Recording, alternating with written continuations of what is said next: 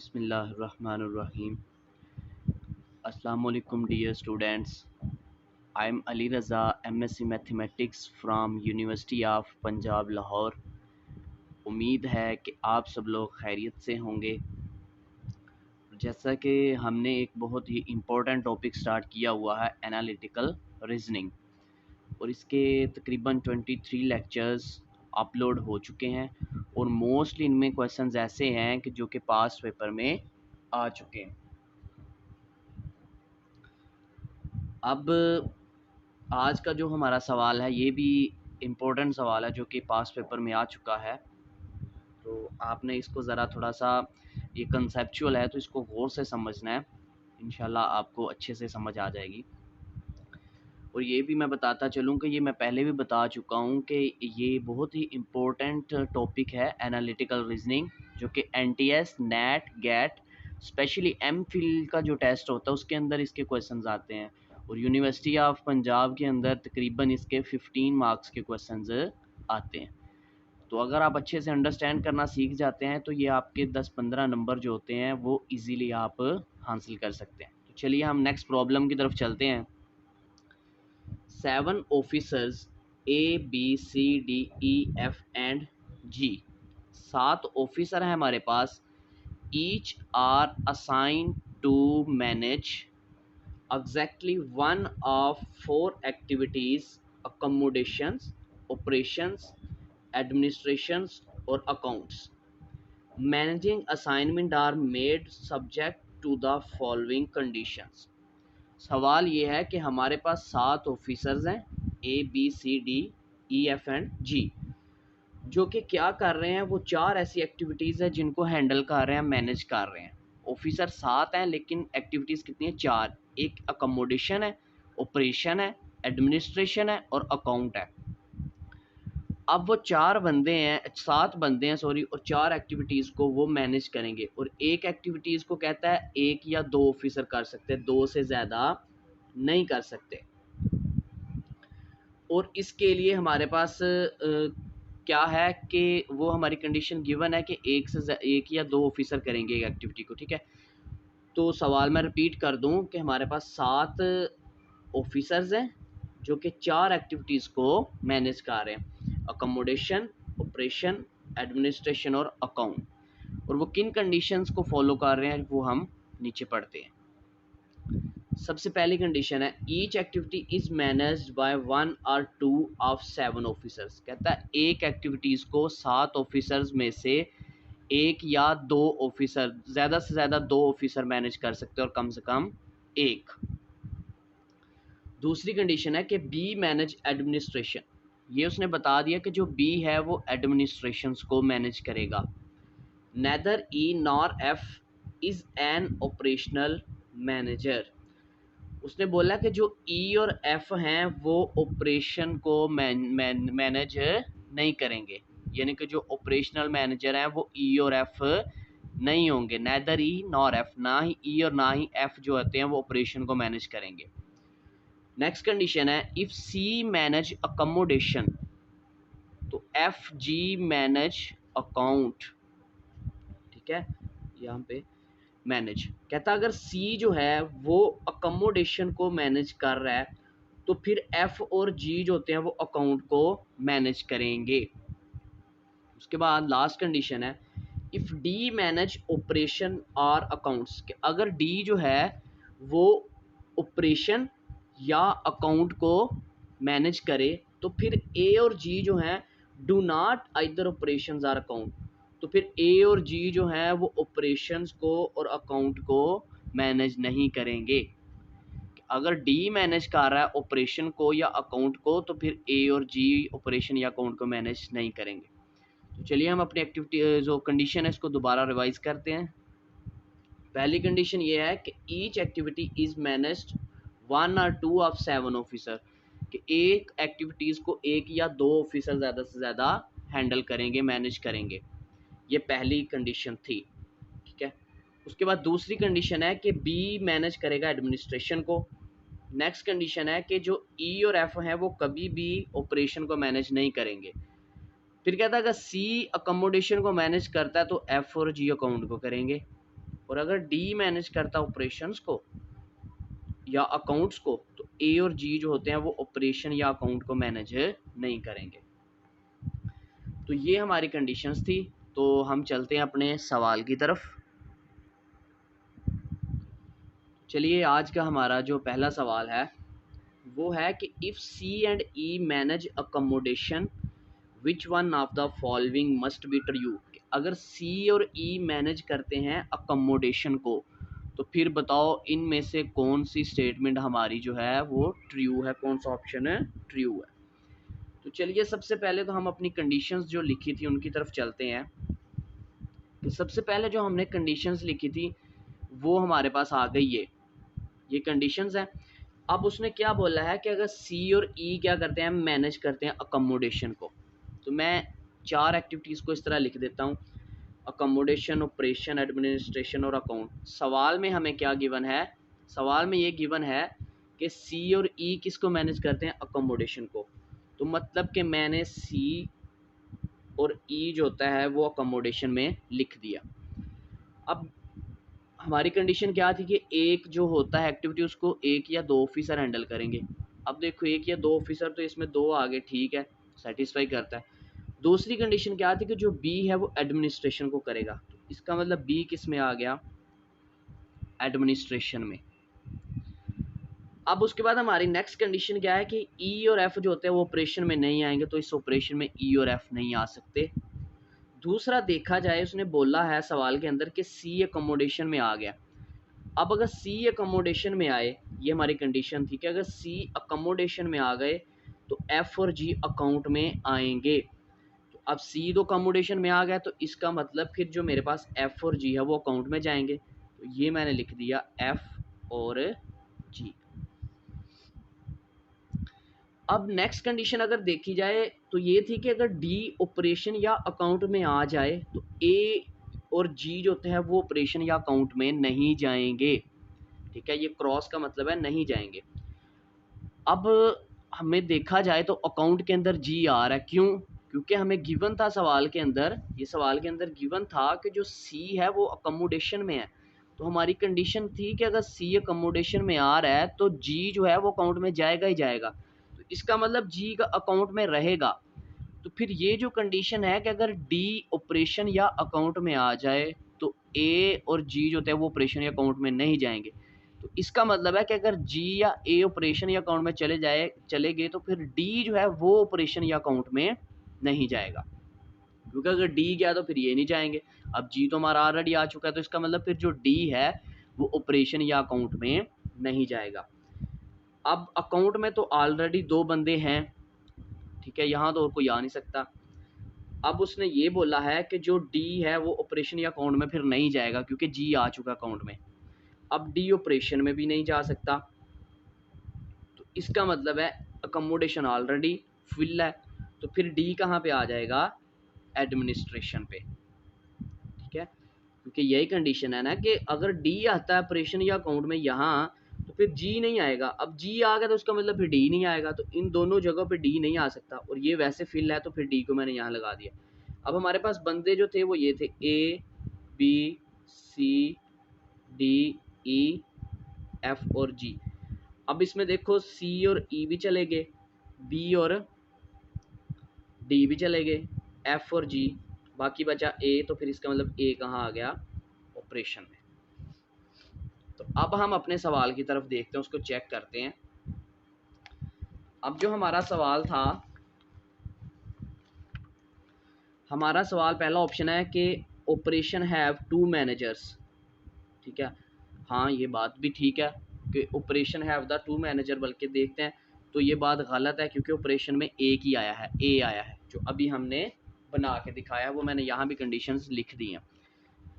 अब वो जो टेबल हमने बनाया था वो यही था ना, ये वाला, तो वही कंडीशंस मैंने ऊपर लिख दी हैं सवाल के ही,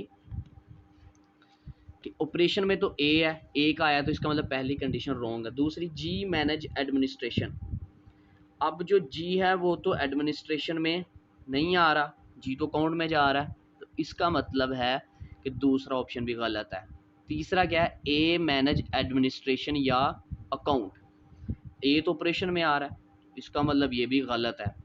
एडमिनिस्ट्रेशन हैज़ वन मैनेजर, अब एडमिनिस्ट्रेशन में तो 2 जा रहे हैं, इसका मतलब ये ऑप्शन भी गलत है। डी मैनेज एडमिनिस्ट्रेशन, तो ये जो हमने बनाया था इनका भी सेटअप, तो डी देखो एडमिनिस्ट्रेशन में जा रहा है, तो इसलिए करेक्ट ऑप्शन कौन सा है? ऑप्शन ई, क्योंकि यही हमने बनाई थी ना कंडीशंस ये, और वही कंडीशंस मैंने यहाँ लिख दी हैं सवाल के साथ ही, ये समझाने के लिए आपको किया था। तो देखा कि डी जो है वो एडमिनिस्ट्रेशन पे है, तो इसलिए E is a correct answer. हमारा नेक्स्ट सवाल है कि इफ़ जी मैनेजेस एडमिनिस्ट्रेशन, कि जी मैनेज करता है एडमिनिस्ट्रेशन को and A manage operation, A operation को मैनेज करता है, तो विच one of the following must be true, तो इसमें से कौन सा ऑप्शन मस्ट बी ट्रू है, कि बिल्कुल एग्जैक्ट कौन सा ऑप्शन है ट्रू है। चलिए हम इसको भी दोबारा उसी तरह मैनेज करते हैं कि जी क्या कर रहा है? मैनेज कर रहा है, जी हमारा मैनेज कर रहा है एडमिनिस्ट्रेशन को। हमने क्या लिखा कि हमने लिख दिया कि जो जी है वो कहाँ आ गया? एडमिनिस्ट्रेशन में।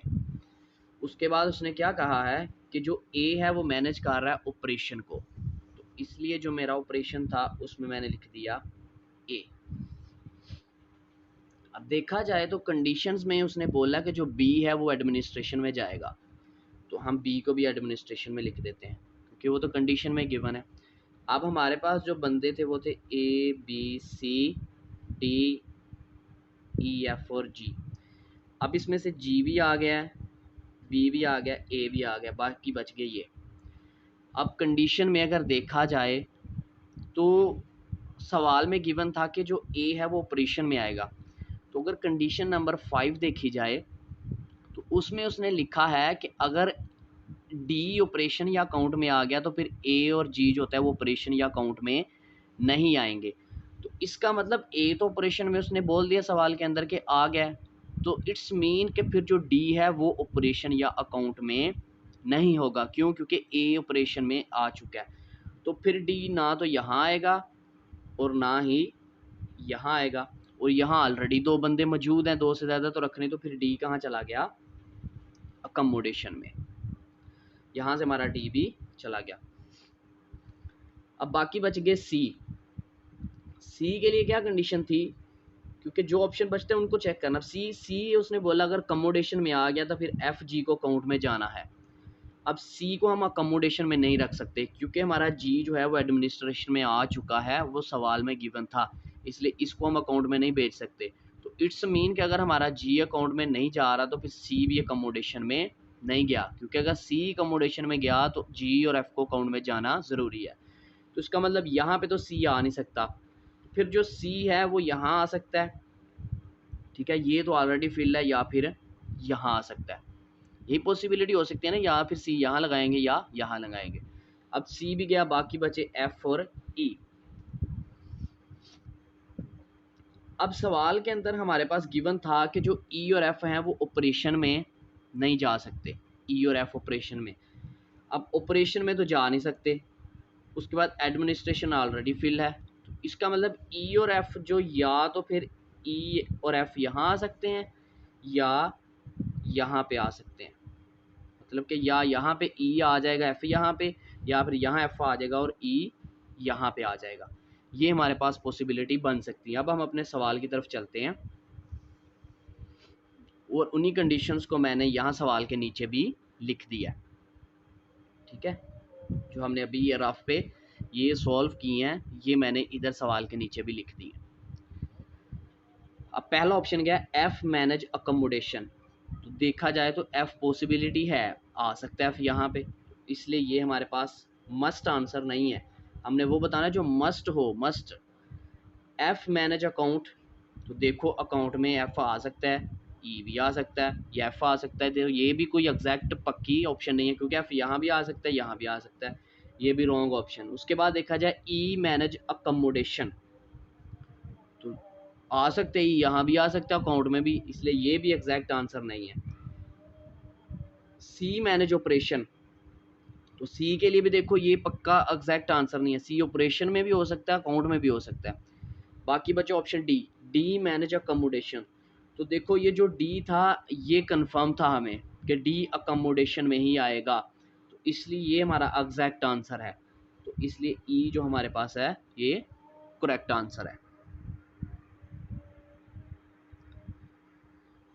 उसके बाद नेक्स्ट सवाल है हमारा, if D manage account which one of the following can not be true. कहता अगर डी अकाउंट को मैनेज करता है तो फिर बताएं इसमें से कौन सा ऑप्शन गलत है। कैन नॉट बी ट्रू, जो ट्रू ना हो। तो डी क्या कर रहा है, मैनेज कर रहा है किसको, अकाउंट को। तो इसका मतलब है कि हमने डी को लिख दिया अकाउंट के अंदर और हमारे पास कंडीशन थी कि बी एडमिनिस्ट्रेशन में जाएगा, तो बी को हमने लिख दिया एडमिनिस्ट्रेशन में। ठीक है,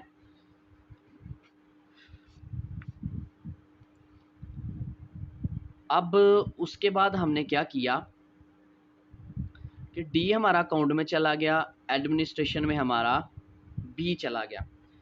अब हम यहाँ से कंडीशंस को देखेंगे। अब डी देखो हमारा चला गया अकाउंट में, तो हमने पढ़ा था कि अगर डी अकाउंट में या ऑपरेशन में चला जाए तो फिर ए और जी जो हैं वो ऑपरेशन या अकाउंट में नहीं आ सकते।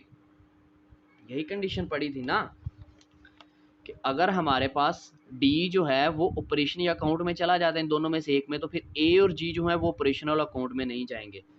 अब हमारे पास जो थे वो ये नंबर थे ए बी टी जी, इसमें से बी और डी तो हमने लिख दिए।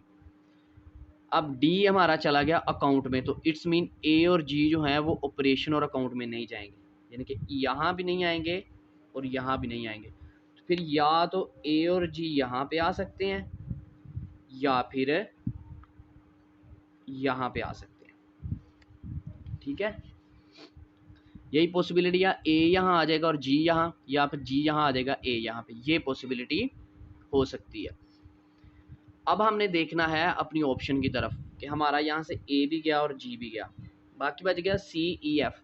सी को देखो, सी का था अगर ये अकोमोडेशन में जाता है तो फिर एफ और जी अकाउंट में जाएंगे।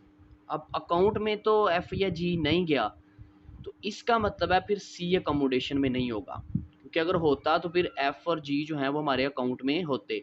तो इट्स मीन कि सी अकोमोडेशन में नहीं आएगा, तो फिर सी या तो यहाँ आ सकता है, यहाँ भी आ सकता है, यहाँ भी आ सकता है। ये पॉसिबिलिटी हो सकती है ना कि या तो अब सी अकोमोडेशन में नहीं जाएगा, बाकी यहाँ भी हो सकता है, यहाँ भी हो सकता है, यहाँ भी हो सकता है, ये पॉसिबिलिटी बन सकती है। अब सी भी गया, बाकी बचा ई और एफ। ई और एफ हमने पढ़ा था कि ऑपरेशन में नहीं जाएंगे, इसका मतलब है ई और एफ अगर ऑपरेशन में नहीं जाते तो फिर यहाँ आ सकते हैं, उसके अलावा यहाँ तो नहीं जाएंगे उसने बोल दिया। फिर ई और एफ में से कोई यहाँ भी आ सकता है, यहाँ भी आ सकता है। अब आपका सवाल हो सकता है कि यहाँ तो दो आने चाहिए, तो ज़रूरी है कि ये सारे आएंगे, इनमें से कोई दो आ सकते हैं। ये पॉसिबिलिटीज़ बताई हैं कि कौन सा बंदा कहाँ पे आ सकता है, पॉसिबल हो सकता है। ठीक है, तो ये हमने बना लिया। अब हम चलते हैं अपने सवाल की तरफ, और इन्हीं कंडीशंस को मैंने उतार दिया है ये आपके सवाल के नीचे। अब हमने देखना है इसमें से जो ये बार वाले आंसर है वो मैंने ऑप्शनल होते हैं कि जो पॉसिबिलिटीज़ हो सकती है उनमें से कोई एक। जो ये सिंगल लिखे हैं ना जैसे डी बी, ये हमारे एग्जैक्ट आंसर है, तो हमने इसमें से बताना है कि जो ट्रू आंसर है नहीं है, which one can not be true.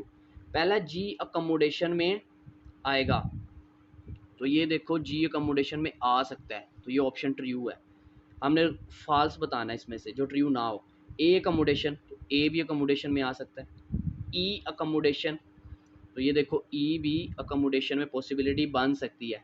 F account में, तो देखा जाए तो एफ भी अकाउंट में जा सकता है। सी अकोमोडेशन, सी एक ऐसा ऑप्शन है जो अकोमोडेशन में नहीं जा सकता, ये देखो सी अकोमोडेशन में कहीं भी नहीं है, तो इसलिए ये हमारा जो है रॉन्ग ऑप्शन था कि सी अकोमोडेशन में जा ही नहीं सकता, तो ये ऐसा ऑप्शन है जो ट्रू नहीं है। तो हमारा करेक्ट आंसर क्या है, ऑप्शन ई। हमारा नेक्स्ट सवाल और आज का आखिरी सवाल है, if A does not manage accommodation and D manage operation, which one of the following can not true. इसमें से भी हमने बताना है जो ऑप्शन ट्रू नहीं है।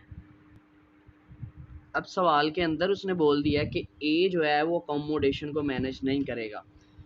इसका मतलब है कि जो ए है वो अकोमोडेशन में नहीं आ सकता, यानी कि ए नॉट, ए अकोमोडेशन में नहीं आएगा। दूसरा गया डी मैनेज ऑपरेशन, तो डी कहता है वो क्या आ गया, ऑपरेशन में आ गया। अब हम साथ साथ अपनी कंडीशंस को देखते हैं। कंडीशंस हमारी क्या थी कि अगर डी ऑपरेशन में या अकाउंट में आ जाए तो हमारा ए और जी जो होते हैं वो ऑपरेशन या अकाउंट में नहीं जाएंगे। तो अब ए और जी जो होता है इनमें से कहता है ऑपरेशन और अकाउंट में कोई भी नहीं जाएगा। अब देखा जाए तो ए जो होता है वो अकोमोडेशन में तो आ नहीं सकता, ऑपरेशन और अकाउंट में भी, सॉरी, ऑपरेशन और अकाउंट में भी नहीं जा सकता। तो इसका मतलब है कि फिर हमारे पास जो बचा ए, उस कहाँ जा सकता है, वो एडमिनिस्ट्रेशन में जा सकता है, क्योंकि यही है ना कि अगर डी ऑपरेशन या अकाउंट में चला गया तो फिर ए और जी ये दोनों जो ऐसे हैं जो ऑपरेशन और अकाउंट में नहीं जा सकते। और सवाल के अंदर गिवन था कि ए जो है वो अकोमोडेशन में भी नहीं जा सकता। अब अकोमोडेशन में भी नहीं जा सकता, ऑपरेशन अकाउंट में, तो फिर ए कहाँ चला गया, एडमिनिस्ट्रेशन में। और आपको पता है कि स्टेटमेंट के अंदर ये भी गिवन था बी एडमिनिस्ट्रेशन पे जाता है, तो यहाँ पे बी भी आ जाएगा। अब हमारे जो बंदे थे A B C D E F G, अब इसमें से ए और बी भी गया, डी भी गया। अब हमने जाना है सी की तरफ। अब उसने बोला था कि जो जी है वो भी ऑपरेशन और अकाउंट में नहीं आएगा। अब जी अकाउंट में भी नहीं आएगा, ऑपरेशन में भी नहीं आएगा, और यहाँ तो वैसे दो बंदे फिल हैं, तो फिर जी कहाँ पे आ गया, अकोमोडेशन में।